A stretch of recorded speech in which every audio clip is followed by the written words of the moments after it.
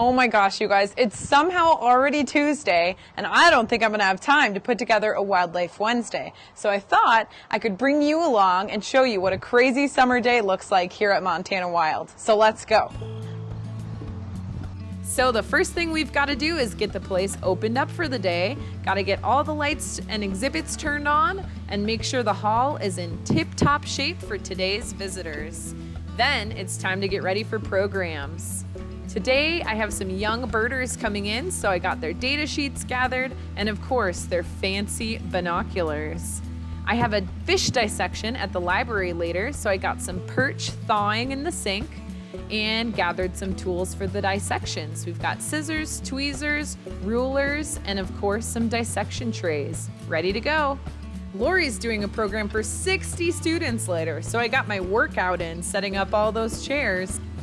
Next, I went to find our event coordinator, Jeannie, and she was cleaning up the sandbox. Thanks, Jeannie. Our first visitors arrived around 8:30 today, so answering lots of questions and showing them all our activities like our famous scavenger hunt.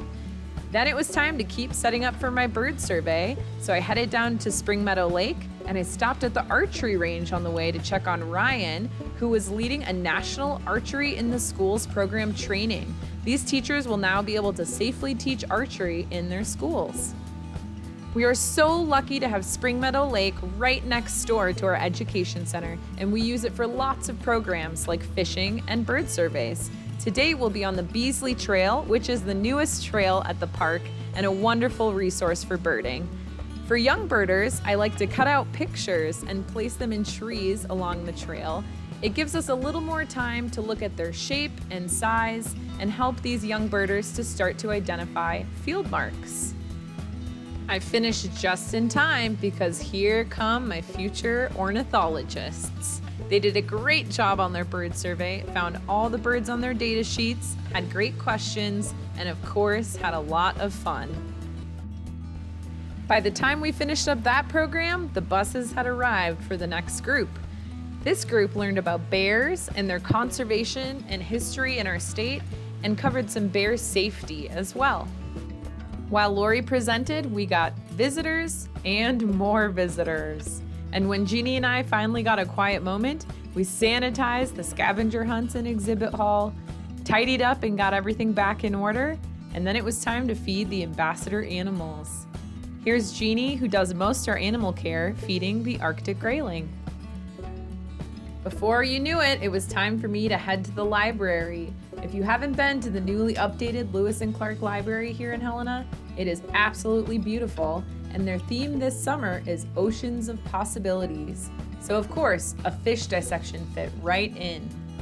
Students learned about ichthyology and anatomy, and each got to dissect their own yellow perch. Time to head back to the center and clean up from today's programs. Put away all the bird survey materials, and then had to scrub down all those dissection tools. And of course, get my second workout in of the day, stacking up all those chairs. By then it was 5 o'clock and time to close, but a woman ran up to the door and let us know there was an injured goose in the parking lot across the street. Turns out that goose was a juvenile redneck grebe. We have no idea how he got there, but he seemed healthy and alert, and we knew there were breeding pairs on the lakes. So we simply let him go and we'll keep an eye on him in the next few days. Time for me to go home, right? Not yet. It's time for an evening program. So tonight we're heading to Clancy for an amphibian adventure. Our amazing volunteer Matt taught participants about amphibians and their life cycles and adaptations. We even got to collect tadpoles and Columbia spotted frogs. This was probably my favorite part of the day, was watching these excited herpetologists carefully collect specimens.